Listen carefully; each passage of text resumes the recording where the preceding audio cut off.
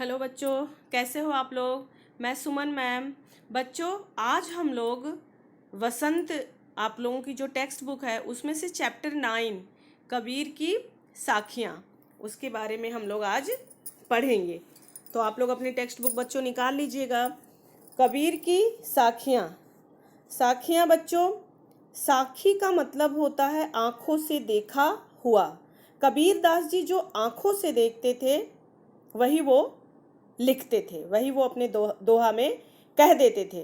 तो इसको खुद कबीर की साखियाँ जो है इसको खुद कबीर दास जी ने लिखा है। तो सबसे पहले बच्चों हम कबीर दास जी के बारे में थोड़ा सा जान लेते हैं कि उनका जीवन परिचय क्या है। कबीर दास जी कौन थे। आप लोगों ने उनके बहुत से ढेर सारे दोहे हमेशा सुना होगा आप लोगों ने। तो कबीर जो है बच्चों हिंदी साहित्य के भक्तिकालीन कवियों में से माने जाते हैं। उनका जन्म जो है 1398 के आसपास काशी मतलब वाराणसी के आसपास हुआ था। उनका जो उनके कबीरदास जी के जो गुरु थे बच्चों वो रामानंद थे। इनके जीवन में हिंदू मुसलमान दोनों के ही संस्कार विद्यमान थे। इनकी मृत्यु के बारे में कहा जाता है कि जो कबीरा काशी मेरे राम ही कौन निहोरा, अर्थात जीवन भर काशी में रहने वाले कबीर मरने के समय मगहर चले गए, जहां 1518 के आसपास इनकी मृत्यु हुई। बच्चों ये है इनका जीवन परिचय। अब कबीर दास जी जो हैं, कबीर दास जी ने बच्चों जो इनकी जितनी भी साखियां हैं वो जो है वो समाज में व्याप्त बुराई, आडंबर, विश्वास पर जमकर इन्होंने प्रहार किया है। ये हिंदू और मुसलमान दोनों को ही जबरदस्त फटकार लगाई है। उन्होंने कबीरदास जी ने मूर्ति पूजा, बाह्य आडंबर, भक्ति, मोह माया आदि का विरोध करते हुए ईश्वर की सच्ची भक्ति पर बल दिया है। कबीरदास जी की भाषा जो है बच्चों वो सधुक्कड़ी, क्योंकि साधु टाइप के थे ये ना, या पंचमेल खिचड़ी वाली भाषा का प्रयोग करते। पंचमेल खिचड़ी का मतलब क्या हो गया बच्चों इनकी भाषा में ब्रज भाषा, पूर्वी, हिंदी, अवधी तथा राजस्थानी आदि के शब्द मिलते हैं। इसीलिए इनकी भाषा को पंचमेल खिचड़ी और सधुक्कड़ी भी कहा जाता है। जब आप 10th में आओगे तो इनके चैप्टर में पढ़ोगे तो इनका बहुत बड़ा सा एक क्वेश्चन आता है कि कबीर की भाषा शैली पे प्रकाश डालिए, तब उसमें आपको ये सधुक्कड़ी, पंचमेल खिचड़ी ये आदि शब्दों का प्रयोग आपको करके वो आंसर लिखना होगा। तो बच्चों चलो आगे हम चलते हैं। आगे इनका जो दोहा है, पहला दोहा है, जाति न पूछो साध की, पूछ लीजिए ज्ञान, मोल करो तरवार का, पड़ा रहन दो म्यान।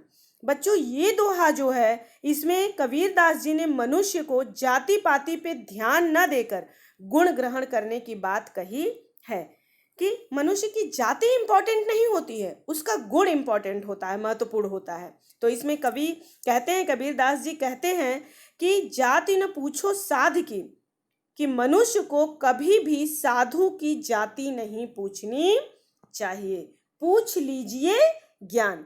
क्योंकि साधु जो है बच्चों वो जाति पाति की भावना को बहुत पीछे छोड़ चुके होते हैं, तभी तो वो साधु होते हैं ना। वे तो ईश्वर की भक्ति में लीन रहते हैं। ऐसे लोगों से पूछ लीजिए ज्ञान। ऐसे लोगों से कबीरदास जी ऐसे कहते हैं कि उनसे ज्ञान की बातें ज़्यादा ग्रहण करनी चाहिए। कोई भी साधु हो उससे उसकी जाति के बारे में न पूछ के उसके ज्ञान की बातों को हमें ग्रहण करना चाहिए। वैसे भी जाति और ज्ञान का कोई संबंध नहीं होता है। मोल करो तरवार का, पड़ा रहन दो म्यान। जैसे हमें बच्चों तलवार का मोल भाव करना चाहिए, मोल खरीदने अगर हम जाते हैं तो हमें उस तलवार का मोल भाव करना चाहिए कि तलवार में धार है कि नहीं, तलवार मजबूत है कि नहीं, पड़ा रहन दो म्यान। म्यान का नहीं। म्यान क्या होता है बच्चों, जिसके अंदर तलवार रखी जाती, जिसमें तलवार रखी जाती है उसे म्यान बोलते हैं। तो म्यान का नहीं, क्योंकि असली काम, म्यान भले ही बहुत सुंदर हो, बहुत देखने में म्यान खूबसूरत लगता है कि बाहर से, लेकिन अंदर जो उसके अंदर तलवार है, असली काम तो तलवार से लेना है, म्यान से नहीं।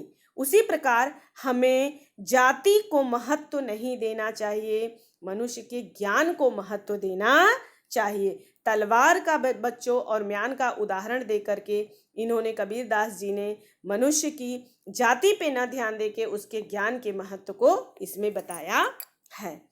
दूसरा दोहा है बच्चों इनका, आवत गारी एक है उलटत होई अनेक, कह कबीर नहीं उलटिए वही एक की एक। इसमें बच्चों आवत मतलब आते हुए, गारी का मतलब होता है बेटा गाली, अपशब्द। गाली क्या होता है? अपशब्द कहा जाता है जो आदमी खराब वर्ड, बैड वर्ड्स बोलता है, गाली। उलटत का मतलब क्या होता है बेटा? उलट करके जवाब देना। होई मतलब हो जाती है। तो इस दोहे में बच्चों कबीरदास जी ने ये बताया है कि मनुष्य को किसी के द्वारा दी गई अपशब्द का जवाब अपशब्द से न देने की सीख दी है। इस दोहे में क्या सीख दिया है कि मनुष्य को अपशब्द अगर कोई कह देता है तो उसका जवाब हमें अपशब्द से नहीं देना है, उसे हमें अपशब्द नहीं कहना है, ऐसी सीख दी है। तो कबीरदास जी कहते हैं आवत गारी एक है कि यदि हमें कोई गलत बैड वर्ड्स या कोई अपशब्द कहता है और अगर हम उसका जवाब उलटत होई अनेक, अगर हमें सामने से कोई गाली देता है और उलट करके हम भी उसके सामने वो गाली देते हैं, अगर हम उसका जवाब पलट करके अपशब्द से ही देते हैं तो कह कबीर नहीं उलटिए वही एक की एक। कबीरदास जी कहते हैं कि अगर आपने गाली के बदले उलट करके सामने वाले को गाली में ही जवाब दिया तो वह एक से अनेक हो जाता है, वही एक, उलटत होई अनेक। अगर आपने उलट करके उसको बोल दिया अपशब्द तो गालियों की संख्या ज्यादा हो जाती है। इससे जो शब्द है, एक शब्द अपशब्द है, बढ़कर अनेक बन जाते हैं। कबीर जो है वो मानव जाति को सिखाते हुए यह कहना चाहते हैं कि हमें बुराई का जवाब बुराई से नहीं देना चाहिए, इससे बुराई और अधिक बढ़ जाती है। आवत गारी एक है उलटत होई अनेक, कह कबीर नहीं उलटिए वही एक की एक। अगर हमें कोई बच्चों गाली देता है तो हमें उसे उलट करके दोबारा गाली देना नहीं चाहिए, उसे सहन कर लेना चाहिए। कह कबीर नहीं उलटिए, कबीरदास जी कहते हैं यदि आप उलट करके उसको गाली देते हैं तो गालियों की संख्या ज्यादा होता जाएगा, और अगर आप नहीं देते हैं तो अगर जो सामने वाले बंदे ने गाली दी है तो वो गाली एक का एक ही रह जाएगा।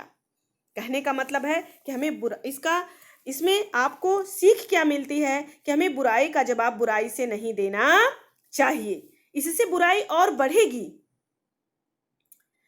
नेक्स्ट देखिए, थर्ड वन देखिए, माला तो कर में फिरे जी भी फिरे मुख माही, मनुआ तो चौदिस फिरे यह तो सुमिरन नाही। ये बच्चों इनका थर्ड दोहा है। तीसरे दोहे में कबीरदास जी ने इस साखी के द्वारा ये जो दिखावा है, आडंबर है, बाह्य आडंबर की भक्ति पे किए जाने पे इन्होंने करारा व्यंग किया है, ऐसे लोगों को फटकारा है। उन्होंने कहा है, कबीरदास जी ने कहता है कि मनुष्य जो है प्रभु की भक्ति करने का दिखावा करता है। माला तो कर में फिरे, कर मतलब हाथ, आदमी लेता है ना मन का वाला माला हाथ में लेके राम राम राम राम राम राम, माला तो कर में फिरे, जीभ फिरे मुख माही, और जीभ जो है मुंह के अंदर फिरता रहता है राम राम राम राम राम राम राम राम। मनुआ तो चौदिस फिरे यह तो सुमिरन नाही। इसका कहने का मतलब है बच्चों कि मनुष्य जो है प्रभु की भक्ति करने का दिखावा करता है, वह अपने हाथ में माला की मनका घुमाता हुआ भक्ति का ढोंग करता है। माला तो कर में फिरे जीभ फिरे मुख माही, माही मतलब अंदर। तो वो ये कहते हैं कि मनुष्य अपने हाथ में मनका का माला ले करके घुमाता हुआ भक्ति करने का ढोंग करता है, क्योंकि ऐसा करते हुए वह अपने जीभ फिरे मुख, अपने मन पर नियंत्रण नहीं कर पाता है। अभी यहाँ पे राम राम राम राम कर रहे हैं, मन कहीं और लगा हुआ है, आंखें कहीं और जा रही हैं। तो मनुआ तो चहुदिश फिरे, उसका मन तो चारों दिशाओं में भ्रमण, 10 दिशाओं में भ्रमण करता। चहुदिश, दिश मतलब 10, उसका मन 10 दिशाओं में भ्रमण करता रहता है। यह तो सुमिरन नहीं, यह तो भक्ति करने का सही ढंग नहीं है। सुमिरन मतलब स्मरण करना, प्रभु की सच्ची भक्ति करना। ऐसा भ्रमण, उसका मन दशों दिशाओं में भ्रमण करता रहता है। कवि इस आडंबरपूर्ण एवं दिखावे की भक्ति को प्रभु की सच्ची भक्ति नहीं मानता है। आप लोगों को समझ में आ गया होगा बच्चों कि इसमें कबीर दास जी ने लोगों को बाह्य आडंबर भक्ति का जो दिखावा है करने के लिए लोगों को फटकारा है कि मनुष्य जो है अपने हाथ में मन का कमाला लेके घुमाता रहता है, वो भक्ति का ढोंग करता रहता है, क्योंकि उसको अपने मन पे नियंत्रण ही नहीं रहता है। और उसका मन जो है, मनवा तो 34 फेरा चारों दिशाओं में भ्रमण घूमता रहता है। यह तो सुमिरन नहीं, यह तो सुमिरन मतलब यह तो भक्ति करने का सच्चा तरीका नहीं है। 4th वन बच्चों देख लो आप लोग। कबीर घास न निंदिए जो पाऊं तली होए, उड़ी पड़े जब आंख में खरी दुहेली हुई। इसमें बच्चों इस साखी में कबीर दास जी ने तिनके के माध्यम से कमजोर मनुष्य का भी अपमान न करने की सीख दी है। जनरली क्या होता है, जो लोग कमजोर होते हैं, गरीब होते हैं, लोग उनका अपमान कर देते हैं। अब काम वाली ही आती है तो हमें उसको रिस्पेक्ट से, वो भी तो ह्यूमन बीइंग है ना, वो भी तो मनुष्य है ना, तो उन्होंने किसी भी कमजोर इंसान का अपमान न करने की इस दोहे में सीख दी है। उसका अर्थ देख लीजिए बच्चों। कबीर घास न निंदिए। घास का घास कैसा होता है बेटा? एक छोटा सा तिनका जो ग्राउंड में होता है ना, छोटी मतलब एकदम से निकृष्ट वस्तु होती है घास, पैरों के तले रौंद दिया जाता है। जो पाऊं तले होए, उड़ी पड़े जब आंख में खरी दुहेली होए। तली का मतलब होता है नीचे बेटा, उड़ी मतलब उड़कर, दुहेली का मतलब होता है पीड़ा, और खरी मतलब बहुत अधिक।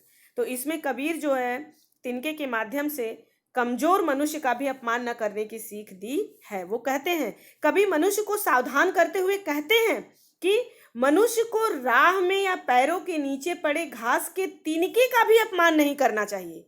कबीर घास न निंदिए जो पाऊं तली होए। जो पैरों के तली मतलब नीचे घास हमारे होता है, कबीर दास जी कहते हैं कि हमें उसका भी अपमान, उसकी भी निंदा नहीं करनी चाहिए। उड़ी पड़े जब आंख में, क्योंकि जब वही तिनका, उड़ी मतलब उड़ करके, आंखी मतलब आंख में, क्योंकि यही तिनका हवा के साथ उड़ करके बच्चों जब आंख में पड़ जाता है तो खरी दुहेली होए। दुहेली मतलब पीड़ा, तो उसे बहुत कष्ट, बहुत तकलीफ पहुंचता है। और तब हमें तिनके के अस्तित्व का पता चलता है कि अरे इतना छोटा सा तिनका जिसका कोई अस्तित्व नहीं है, घास का एक नन्हा सा टुकड़ा आंख में पड़ गया और इतना दर्द दे रहा है। कहने का मतलब बच्चों, कबीर दास जी का, उनके कहने का भाव ये है कि मनुष्य को किसी का भी, छोटे से छोटा मनुष्य हो या कोई भी हो, हमें उसका अपमान करने का कोई हक नहीं है। हमें उस इंसान का अपमान नहीं करना चाहिए। लास्ट वन देख लो बच्चों। जग में बैरी कोई नहीं जो मन शीतल होए, या आपा को डार दे दया करे सब कोई। इसमें बच्चों उन्होंने कहा है कि इस साखी में कवि ने मनुष्य को अपने मन का घमंड, मनुष्य जो घमंडी होता है, कबीर दास जी ने कहा है कि मनुष्य को अपने मन का घमंड त्याग देना चाहिए, तभी मन को शांत और शीतलता प्राप्त होती है, तभी उसके मन को शांत और शीतल रहने की उन्होंने इसमें वर्णन किया है। कभी कहता है कि जग में बैरी कोई नहीं। जग मतलब संसार, बैरी मतलब बच्चों दुश्मन, मन मतलब हृदय, शीतल का मतलब होता है, शीतल मतलब शांत, और होय का मतलब हो या होता है, या आपा को डारी दे। आपा मतलब बच्चों अहंकार, घमंड। दया करे सब कोई, कोई मतलब कोई। कहने का मतलब यह है बच्चों कि कवि ने मनुष्य को अपने मन का घमंड त्याग कर मन को शांत एवं शीतल रखने की सीख दी है। कवि कहता है कि इस संसार में कोई किसी का दुश्मन नहीं होता, जग में बैरी कोई नहीं। आप देखिए, कबीर दास जी कहते कि जग मतलब संसार में कोई किसी का दुश्मन नहीं होता जो मन शीतल होए।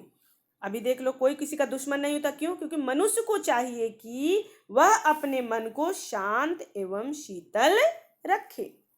अगर आपका मन शांत और शीतल है, आप किसी को कोई बात नहीं कहते हैं, गुस्सा नहीं होते हैं, किसी को अपशब्द नहीं कहते हैं, तो आपका दुश्मन कोई क्यों होगा ना। कबीरदास जी का कहना यह है कि इस संसार में कोई किसी का दुश्मन नहीं होता। मनुष्य को चाहिए कि वह अपने मन को शांत एवं शीतल, जो मन, देखो शीतल लिखा है, ये उनकी भाषा में है, शीतल होता है, शीतल रखे। उसका कोई भी इस संसार में दुश्मन नहीं होता है। या आपा को डाल दे, आपा मतलब घमंड, मन का घमंड त्यागने से उसका मन शांत और शीतल हो जाता है। अगर आप अपने मन का जो घमंड है बेटा, डारी मतलब अगर उसको आप त्याग देते हो, छोड़ देते हो मन के अहंकार को, तो दया करे सब कोई। हर मनुष्य जो है आप पे दया करने के लिए तैयार रहता है।